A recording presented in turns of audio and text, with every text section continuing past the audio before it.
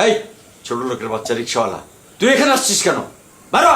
Sir, ও রিক্সাওয়ালা হলেও ও মানুষ হিসেবে খুবই ভালো, খুবই অনেস্ট স্যার, এবং স্মার্ট। ভালো ঠেলাতে আমার সর্বনাশ করে ফেলাইতেছে। এই তুই বাইরো, বাইরো আমার বাড়ি থেকে। ও আপনার কি সর্বনাশ করেছে স্যার? ওকে তো আমি খুব ভালো ছেলে হিসেবে চিনি। আমি বলছি কি করেছি। আমি আপনাকে বলছিলাম না আমার সাথে একজনের প্রেম আছে। হ্যাঁ, ওনার ছোট মেয়ের সাথে আমার প্রেম আছে। আমি ওনার মেয়েকে ভালোবাসছি, এটাই আমার অপরাধ। তাহলে তো তুমি স্যারের সর্বনাশ ঠিকই করেছো। স্যারের মেয়ের সাথে কি তোমার যায়? তুমি হলে একটা রিক্সাওয়ালা, তুমি একটা রিক্সাওয়ালার সাথে প্রেম করবা, রিক্সাওয়ালারে বিয়ে করবা, স্যারের মেয়ের সাথে তোমার কেমনে? কি হলো? দাঁড়িয়ে আছিস কেন? বাইরো, বাইরো করতেছি।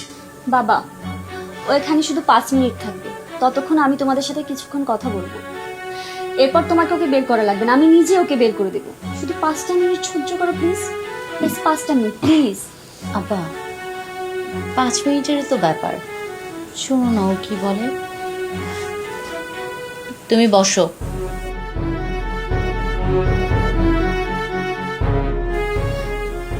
বল কি বলবি। এই যে আপনি তো চাকরি করেন, আপনার বেতন কত? আরে বেতনের কোনো হিসাব আছে নাকি? বেতন ছাড়া নামে বেনামে ওর তো অনেক আলগা ইনকাম আছে। যেটা জিজ্ঞেস করছি সেটা বলেন। আপনি বলেন না কেন আপনার বেতন কত? আমার বেতন 23,500। রিয়াজ, তুমি প্রতিদিন কয় টাকা ইনকাম করো? কোনোদিন 2000, কোনোদিন 2500, 2000-2500 টাকা হলেই চলে আসে। আপনি অফিসে যান কয়টায়? আমি সকাল 9টায় যাই, ছুটি হয় বিকেল 5টায়। তবে বাসা ফিরতে ফিরতে রাত 9টা বেজে যায়। রিয়াজ, তুমি রিক্সা নিয়ে কয়টায় বের হও? আমার তো কোনো ঠিক ঠিকানা নাই।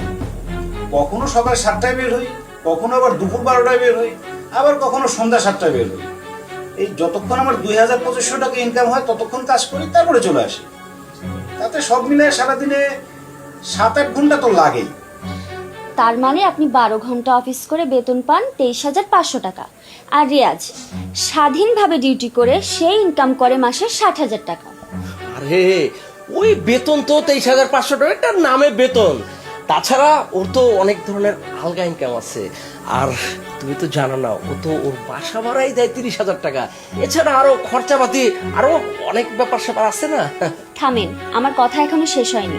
আপনি যে চাকরি করেন, আপনার উপরে অফিসার কয়জন? 4 জন। তাদের সব কথাই তো আপনার শুনতে হয়। বস মানুষ তো একটু হুকুম করবে, ওদের আদেশ মানতে হয় আর কি। রিয়াজ, তোমার কার কার কথা শোনা লাগে? আমার কারো কথা শুনতে হয় না, বরং আমি আরো কথা শুনি। ইচ্ছা হলে প্যাসেঞ্জারে নেই, যদি পছন্দ না হয় তাহলে ওই প্যাসেঞ্জার আমি গাড়িতে উঠাই। বাবা, তুমি তাদের দুজনের মধ্যে পার্থক্য দেখেছো? তারা কিন্তু দুজনেই শিক্ষিত। রিয়াজ ইনকাম করে সৎ পথে এবং সেটা স্বাধীনতার সাথে, আর উনি ইনকাম করে চাকরির নামে পরাধীনতার সাথে, অসৎ পথে। এসব করে ঢাকা শহরে গাড়ি বাড়ি করেছে। আর রিয়াজ, দেখো না ওকে, ও সৎ পথে ইনকাম করে। আজও রিক্সা চালাই, কালো সিএনজি কিনবে, তারপর প্রাইভেট কার কিনবে, তারপরও একদিন হয়তো বড় ব্যবসায়ী হয়ে যাবে। পুরোপুরি সৎ পথে, ঘুষ না খেয়ে। বাবা, তুমি তো আপুকে বড় চাকরিজীবী দেখে বিয়ে দিয়েছিলে, কি লাভ হলো? আপু এখন একা, দুলাভাই এখন দুর্নীতির দায়ে জেলে আছে। এখন তোমরা যা সিদ্ধান্ত নেবে তাই হবে। তোমরা যদি চাও আমি রিয়াজকে বিয়ে করব, আর না চাইলে না, তোমাদের উপরে ছেড়ে দিচ্ছি। তোমরা যা ভালো বুঝো। রিয়াজ অনেস্ট, পরিশ্রমী, সেটা আমি মানলাম। তাই বলে একটা রিক্সা চালকের সাথে তোর বিয়ে আমি দিতে পারি না? সে আমার জামাই হতে পারে না? আপনারা সবাই জানেন আমি চাকরি করি না, কিন্তু কেন চাকরি করি না সেটা কি জানেন? আপনার আব্বা মানে আমার স্যার, উনি তো জানেন আমি কেন চাকরি করি না।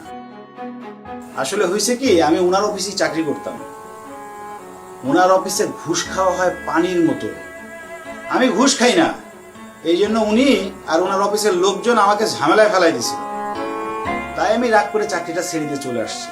আহা, তুমি আবার এইসব কথা এখানে বলতেছো কেন? আর স্যার তো স্পষ্ট ভাবে বলছে স্যার তার মেয়েকে তোমার সাথে বিয়ে দিবে না। তুমি এখন যেতে পারো, যাও তো, যাও যাও যাও। ও সরে সরে মাস্তু তো ভাই, তাই না? আপনিও তো ওনার অফিসে চাকরি করেন, তার মানে আপনিও ঘুষ খান। শোনেন, ঘুষ আর বেশি দিন চলবে না। এই দেশে ঘুষখোরদের জায়গা হবে না। দেখছেন না, এই 2 দিন পর পর একজন ঘুষখোরের ওই টেলিভিশনে নিউজ যাচ্ছে, ছবি সহ। আর আপনার বড় মেয়ে, ওনার জামাইও তো ঘুষ খাইতো, এখন জেলে আছে না? আপনাদেরও কয়েকদিনের মধ্যেই দেখবেন টেলিভিশনে নিউজ আকারে দেখা যাবে যে ঘুষখোর অফিসার গ্রেপ্তার। সরকার সবগুলারে ধরে নিয়ে যায় 14 শিখের মধ্যে ভরে দেবে। ওই আমাদেরকে নিয়ে তো চিন্তা করতে হবে না, তুই যা এখান থেকে যা। রিক্সা তো আমি চালাবোই, হ্যাঁ আমাকেও তো বেকার মানুষের তো আর কোনো জায়গা থেকে লোন দেওয়া হয় না। তবে একটা কথা বলে রাখি, আমি আমার শরীরের ঘাম ঝরায় আমি আমার অবস্থার পরিবর্তন করব। শুনুন আজবত সাহেব, আপনার মেয়েকে বিয়ে করার জন্য আমি আপনার কাছে একবারও রিকোয়েস্ট করব না, কারণ আমি আমার চরিত্রকে কখনোই বিসর্জন দিব না। আর একটা কথা, আর যাই করেন এই মেয়েকে ঘুষখোরের সাথে বিয়ে দিয়েন না, আর আপনি নিজেও ভালো হয়ে যান। রিক্সা চালাই আমি একদিন আমার অবস্থার পরিবর্তন করব। রিক্সা চালানো যদি লজ্জার হয়, তাহলে ঘুষ খাওয়া দুর্নীতি করা আরো বড় লজ্জা। আসি।